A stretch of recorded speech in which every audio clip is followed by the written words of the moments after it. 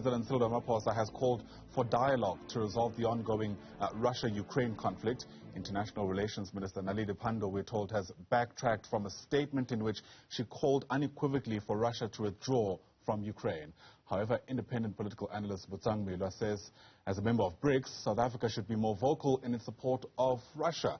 Let's make sense of this for you now. Bring in Moiloa, who joins us now to unpack his views. Also joining this discussion is international relations expert Brooks Spector. To both our guests, thanks very much indeed for your time. It's lovely to have you on the program. So much being said about what South Africa should do in response to what's taking place in Eastern Europe. So let me distill it, if I can, in just asking this question. Should South Africa's response be based primarily on securing our national interests, or fundamentally be about having a moral stance at the heart of how we view things taking place in Europe?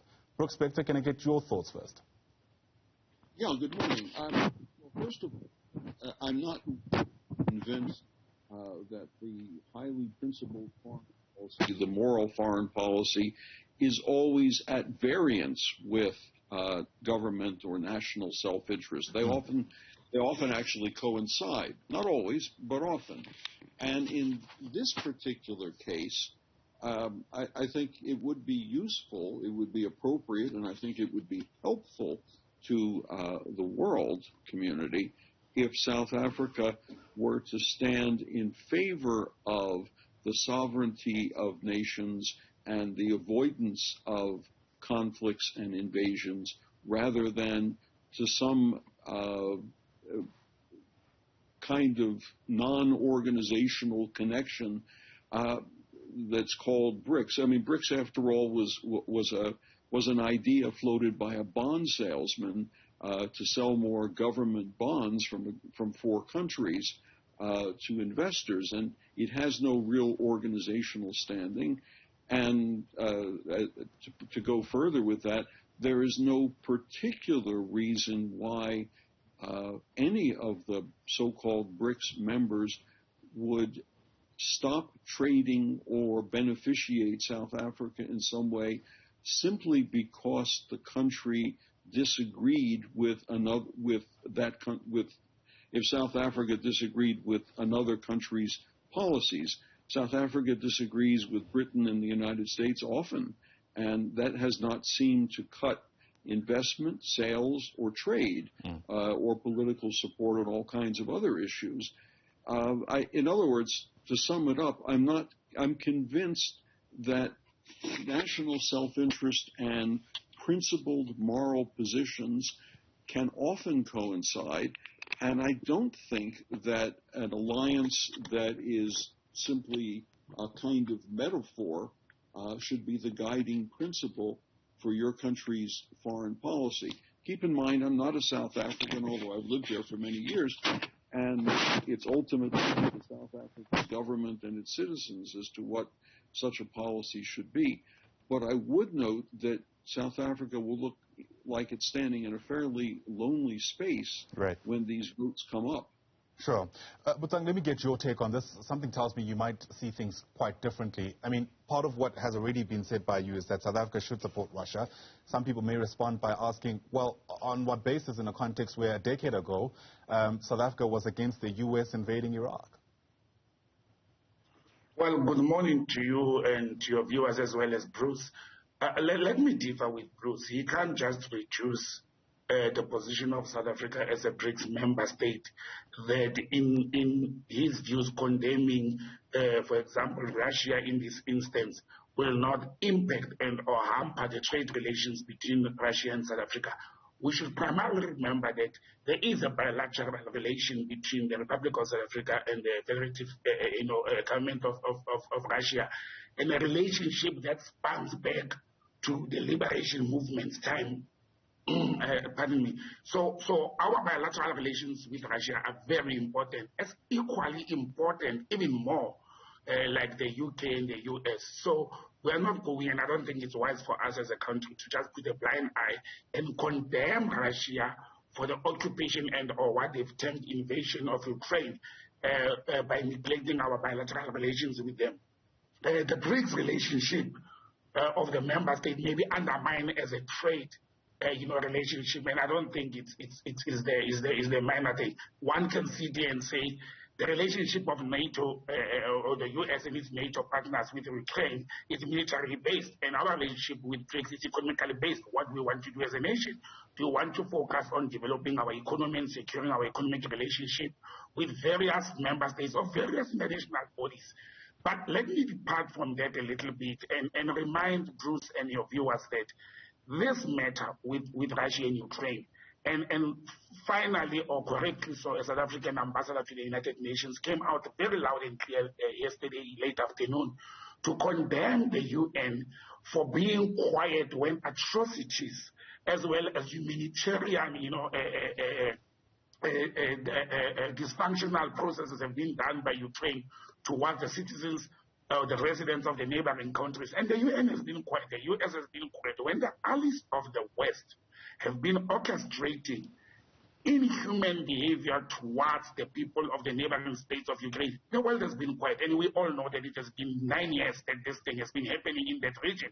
Now that Russia, one of the superpowers, one of the United Nations Security Council members, stood up and occupied Ukraine for whatever reason that Putin and his people have put up front, then we want to come and talk of diplomatic dialogue and not having a position. I don't think it's wise for us as a nation, as South Africa, to continue to have a silent diplomacy like we did the eras with Zimbabwe. And I don't think we should not have a position. Our foreign policy is very clear.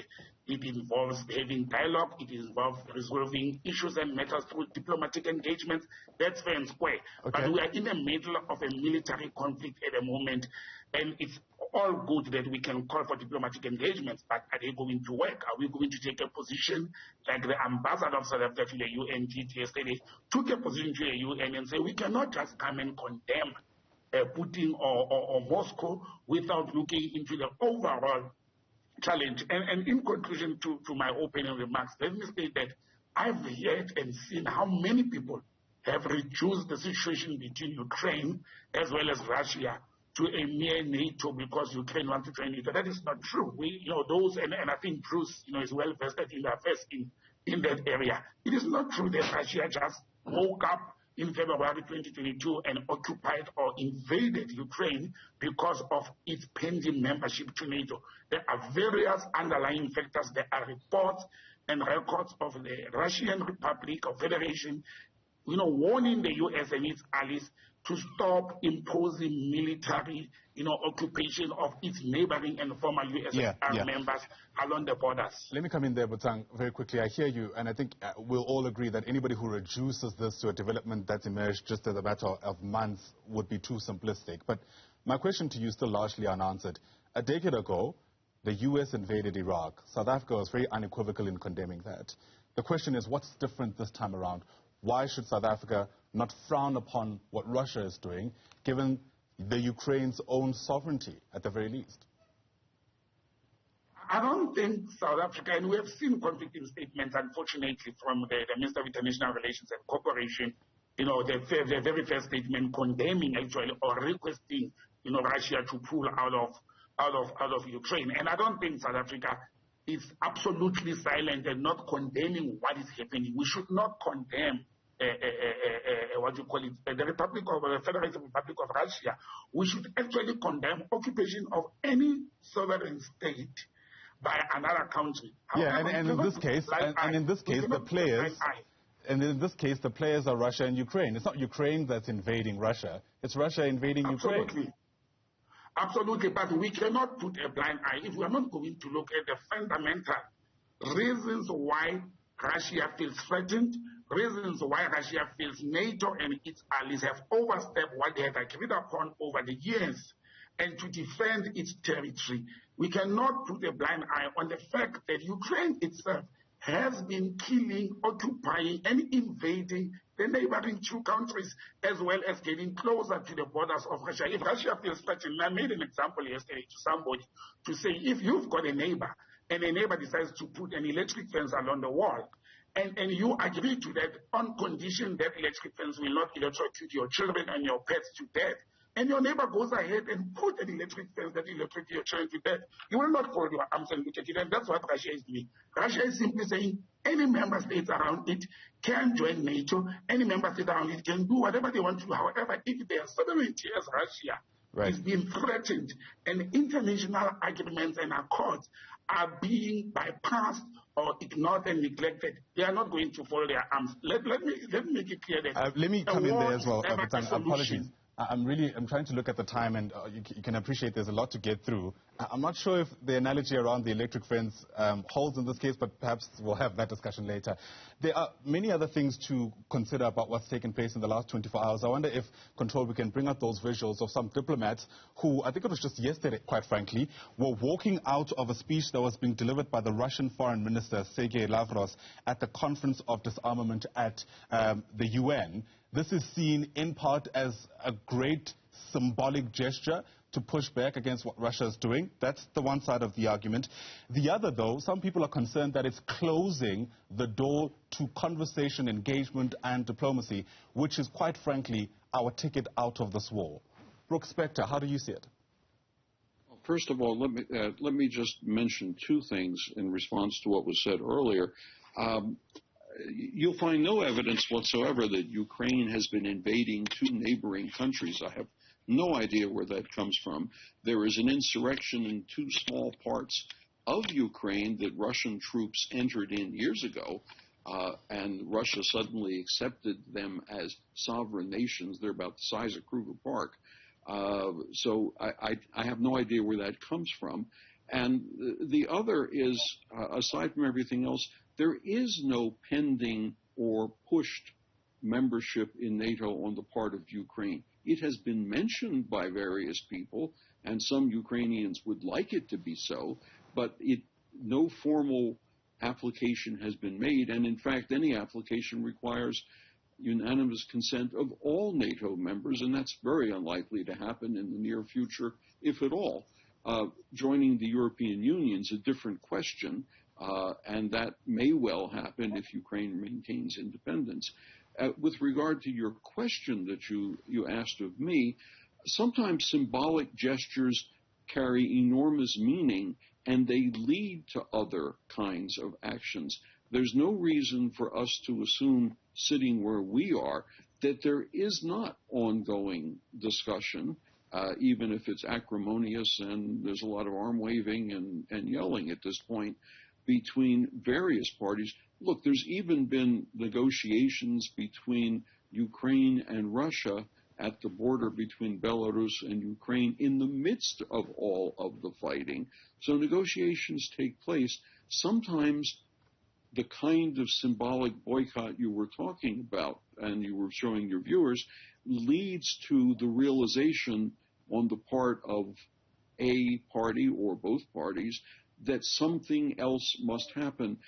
My issue that I'm concerned with now, most of all, is what happens after the shooting largely stops, if it does. What's the future look like? What's the future for Ukraine as an independent nation or an occupied territory and a largely devastated one?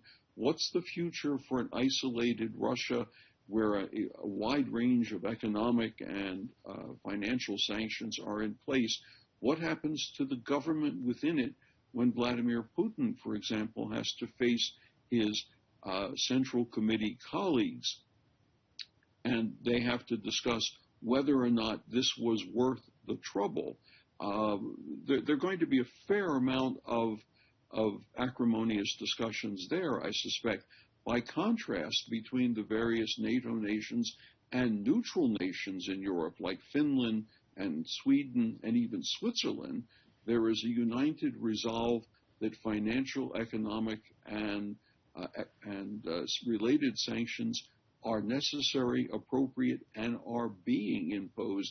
That's not an outcome that Vladimir Putin had expected, and it's largely because the Ukrainians put up a fight and said, wait a minute, we don't like the idea of being invaded, and we're going to fight.